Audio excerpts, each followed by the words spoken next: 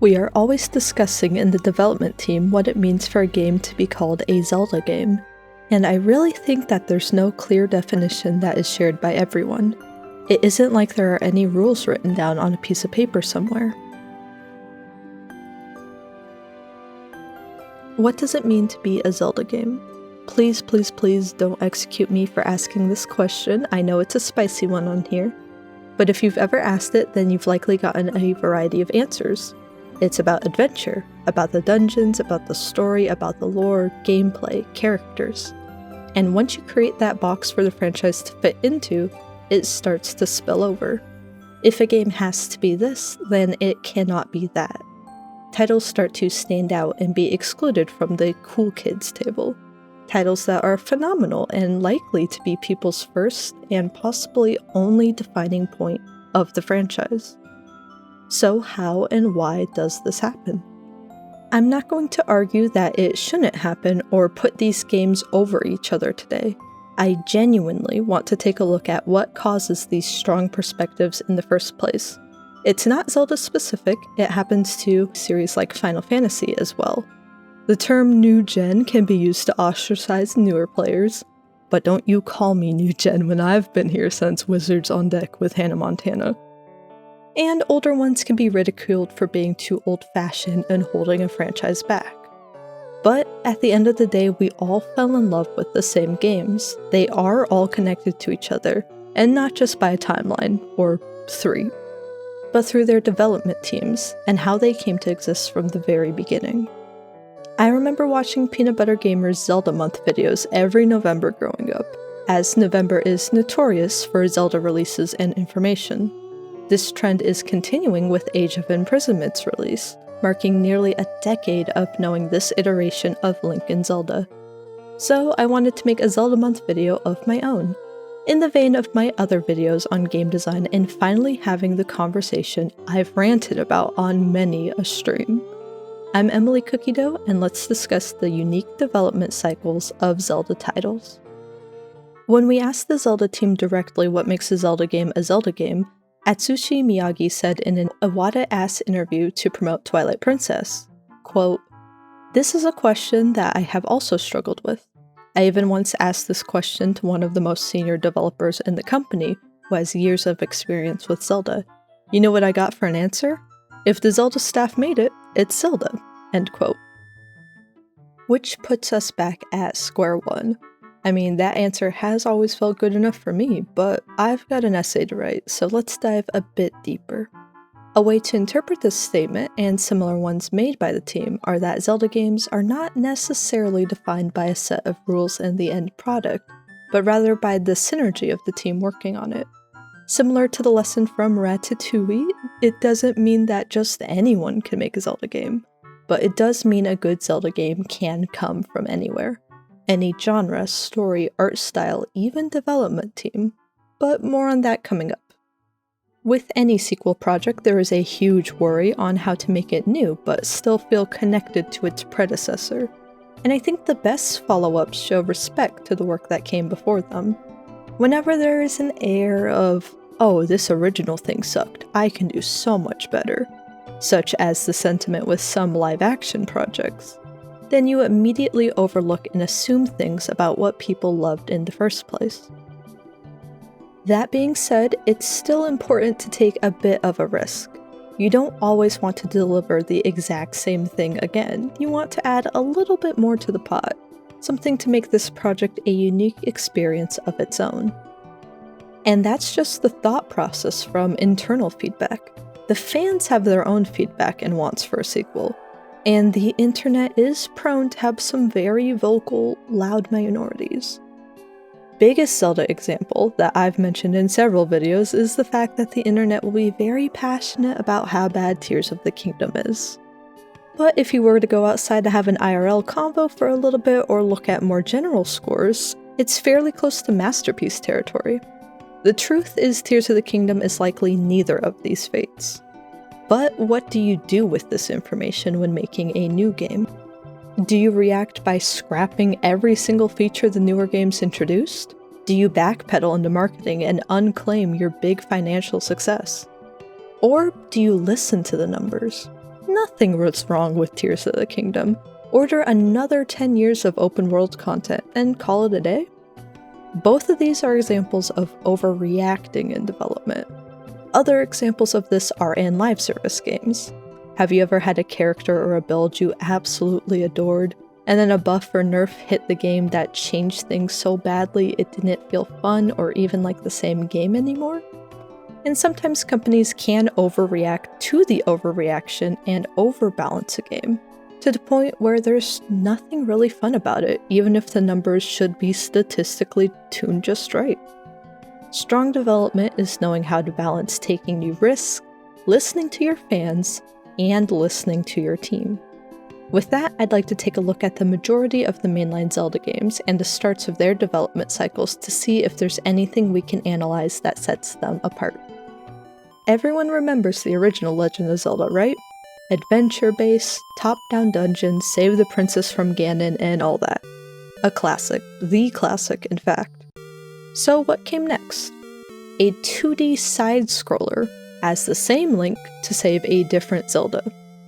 This jump right here is why I never try to put Zelda in a box, because they pulled the craziest shift in gameplay right there in the second title, with that same world and on the same console.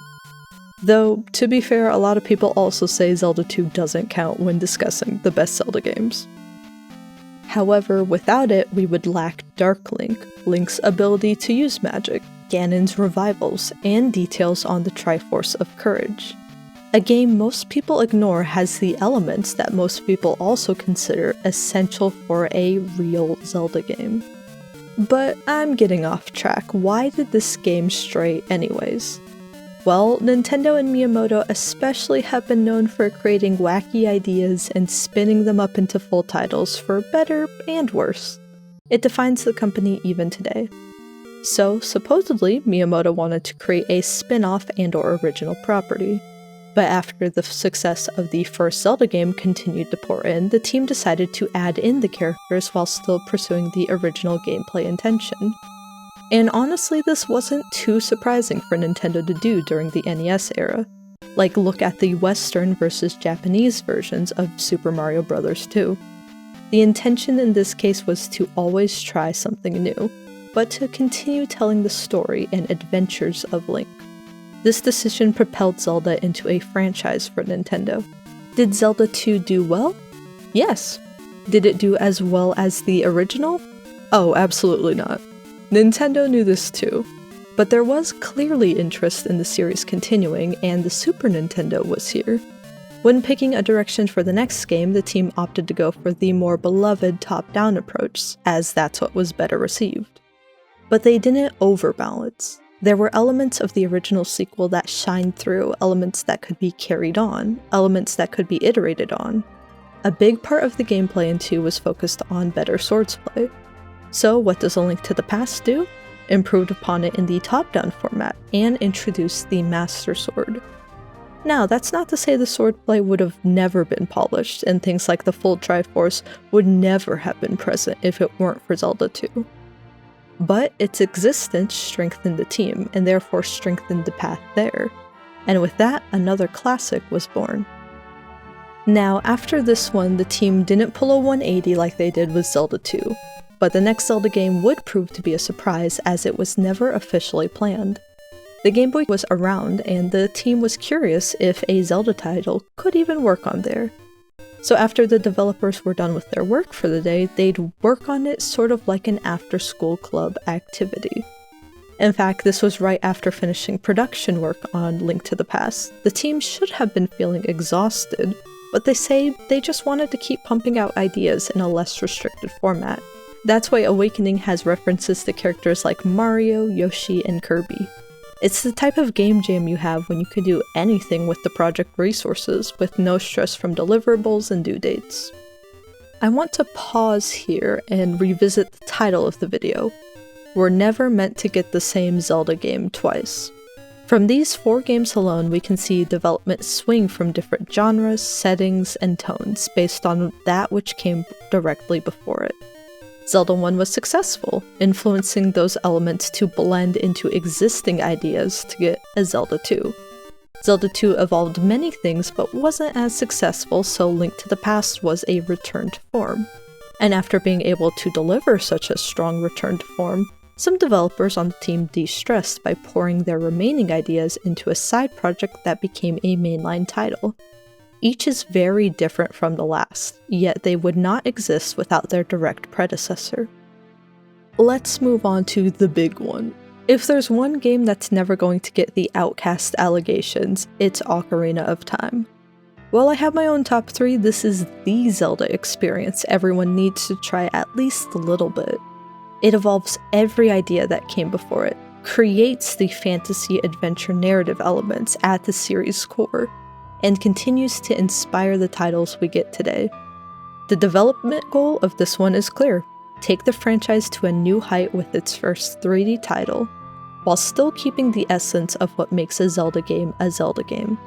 Ocarina considers these elements to be dungeons, dual settings having an impact, and your narrative reason for adventuring in the first place. All things from the 4 classic titles. We will see how other titles interpret this later. There's not much more for me to say on this topic specifically, because Ocarina's just a masterpiece. What follows up a masterpiece? We've seen some spin-off feeling titles in the classic days result as a follow-up to greatness. So what quirky idea does Nintendo have for us next? Now things are getting interesting. Majora's Mask came out because originally Ocarina was going to be planned as having a quick 1-year turnaround on a Master Quest version. But Eiji Aonuma had more dungeon ideas and didn't really want to revise Ocarina's dungeons that he already considered flawless. So, wanting to make more new content, he asked Miyamoto if the team could pursue that instead. And Miyamoto said they could even make a whole new game, if it could be done by the deadline in a year. The team jumped into action to make their creative pursuits pay off, those mainly being a darker tone than Ocarina and those brand new dungeons Aonuma wanted. With a quick turnaround though, this left little room for any other new additions. So in order to prioritize the gameplay and story, lots of art and character assets were reused, and the game loop was kept very tight on the 3-day format to reuse space and increase replayability. Majora's Mask was built directly in the backrooms left behind by Ocarina, and yet the 2 games are completely unique experiences.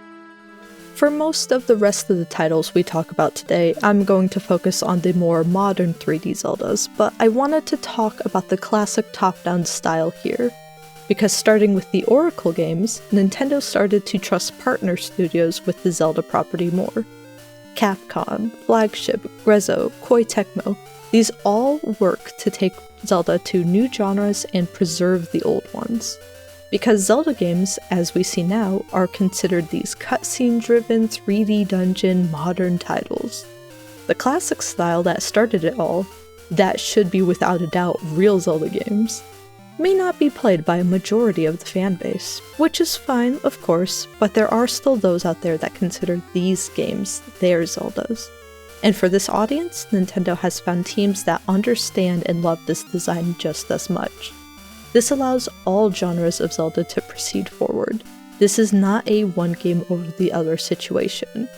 Big companies have a lot of development teams, so no one is taking your spot in the Smash Bros. Roster. This branch for the Oracle games and those that follow exists because the N64 titles were such a jump in popularity. This is a spot where other franchises may have faltered and said, oh, we don't need the older titles anymore. But thankfully they didn't do that. Keeping the classic format alive has even led to A Link Between Worlds eventually being developed in-house at Nintendo again, for the pure love of the game, and I couldn't be happier to see the format thriving in the background. With the classic format figured out and the highs of the Hero of Time winding down, the Zelda team had to decide where to take the adventure next for the Nintendo GameCube. For a new console, the team wanted to do something new, but it would have been simple to just simply keep doing what they're doing and just make it a little bit darker. But it would have also felt too samey. Not yet, Twilight Princess fans, not yet. So the team tried a variety of styles, but nothing really sparked in them until the design of Toon Link came along. Once the Link design existed, everything else fell into place. It allowed the team to be more inventive. It was also a nice uplifter after the trauma that was a quick turnaround on the Legend of Depression over here. Toon Link exists because they had a darker, more mature period that they needed to bounce back from emotionally and art direction wise. And you know what? After Wind Waker received a lot of success, but also a lot of complaints about it looking too cartoonish, the team didn't scrap it. Toon Link got a trilogy and ended up in Smash Bros. But they were ready to now jump back to the darker tone that the fans were craving. The Twilight Princess announcement is a declaration of love to those that grew up on the N64. But it would not exist without Wind Waker. That tension needed to build, those ideas for a more mature Zelda needed to cultivate. This Link existing alongside this one is core to the development of these games to me. Both of these characters have absolutely humbled Ganondorf. Both have top-rate dungeons, world, music, visuals, and they both received heavy marketing during this time. Zelda is not one of these guys over the other. The goofiness only makes sense for the mature undertones. The darker moments only hurt so much because he's supposed to just be a little guy. These are balanced ideas in each game's development. Skyward Sword goes for more of a gentler watercolor art style and a very lore-heavy story. It helps fulfill a lot of questions both the team and the fans wanted answers in regards to the timeline. And it feels like a nice middle point in between all the other 3D games. As an anniversary title, its callbacks weigh even heavier, and its influence shapes the next era of Zelda extremely. We finally circle back to the games that are currently singled out the most as not real Zelda games: Breath of the Wild and Tears of the Kingdom. This is a huge jump in the franchise to open world, and in my opinion is as separate of a subgenre in the series as the top-down games are to the 3D ones. This game never intended to be Ocarina of Time, because it's simply answering the same goal Ocarina did: take the franchise to a new height with its first open world title, while still keeping the essence of what makes a Zelda game a Zelda game. And Breath of the Wild answers this with a responsive world and a responsive narrative. You have a completely unique experience because what you put in is the amount you get out.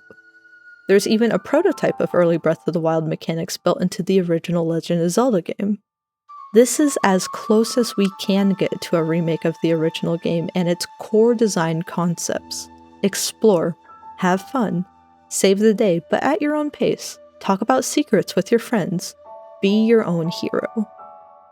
If it's so close to the original, then again, why do so many fans cast it out? Well, it's because Ocarina of Time answered that question of what makes a Zelda game differently, with more focus on the feelings and translating the imaginations of those feelings into a structured world and story.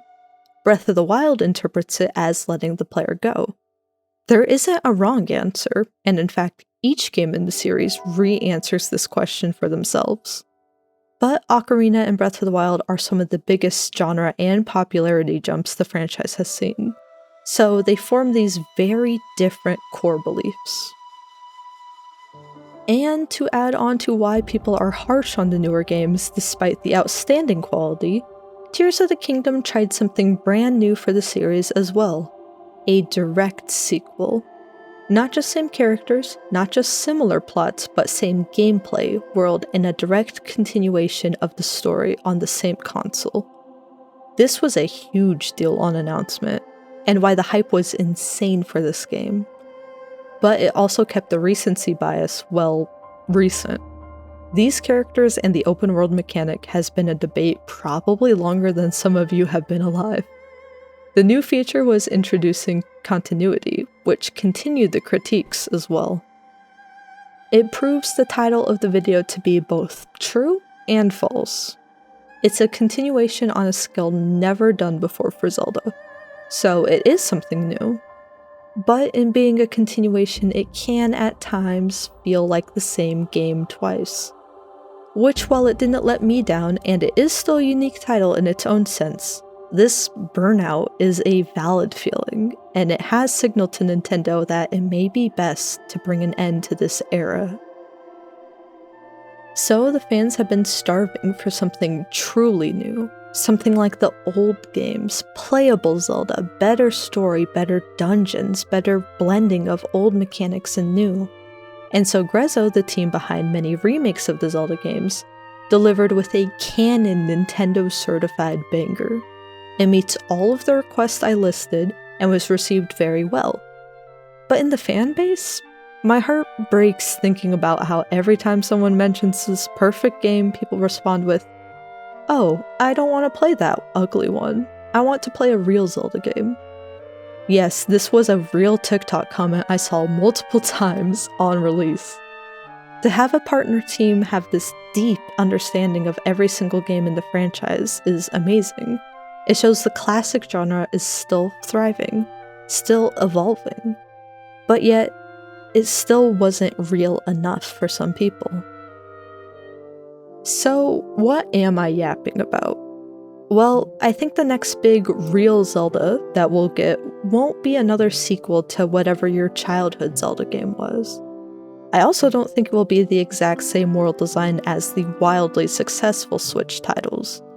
I would love for either of those to be a possibility, and would play them day one, but the Zelda team does something special.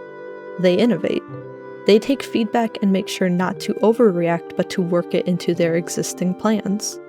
The main Zelda team designs around what their team is ready and driven to do, rather than trying to fill the requests of every internet user out there. If we got something that we were able to predict, it would be disappointing almost for the franchise. And it is refreshing and exciting to know that when we do get a peek at the new Zelda title, I truly don't think it will be something predictable. Like, there's concepts out there for the Switch era and UFOs. We really don't know where the series can go next. And that is what makes this series so special. I wanted to make this my first Zelda month video because that is the definition of a Zelda title to me. Obviously something like Call of Duty with an elf boy wouldn't read as Zelda to me, so not anything can be a Zelda game. But the moment I put restrictions on what a game can't be is the moment I restrict my enjoyment, which isn't for me personally. This essay isn't an attack on anyone or their favorite Zelda title. Rather, I want it to be a compliment. Your favorite helped shape you, and then shaped other titles which shaped other people. It's a wonderful thing. These titles have always been about adventure. Each release is an opportunity to interpret that in a brand new way. So while I would love yet another direct sequel in terms of story and gameplay, this is the only possibility that feels anti-Zelda to me. Give me a successor to Twilight Princess instead of a sequel. Give me an open world title in a new Hyrule. And most importantly, give me an adventure I'll never see coming and never forget. It's okay not to like every title in this very varied franchise. It's okay not to know what the heck this timeline is. I have a feeling every Zelda debate in the book will explode back into popularity when a new game is announced, so I want to extend a peace offering in advance. These games are not your enemies, other fans are not your enemies. The devs themselves have confirmed that what makes Zelda games Zelda is just the love of the team themselves. There is no rulebook. If you can get swept away in a fantasy adventure with our hero and princess, then you have felt the team's love. We all fell for the life-altering adventure that is the Legend of Zelda. So let's rejoice to be part of such a beloved franchise. Regardless of the future, no one can take that favorite experience away from you. Because, at the end of the day, she is still, and will always be, our Zelda. Hi, thank you for watching the video. This one took a lot more research than others, so I hope it was worth it. I really just wanted to talk about how fascinating the games and their dev cycles all are, which I highly recommend reading the Iwata Ask articles on the Wii and 3DS era titles, to hear the stories straight from the developers themselves. I stream a variety of Nintendo games and more over on Twitch, and I post video essays monthly, so I hope to see you back here next month to talk about combat in cozy games.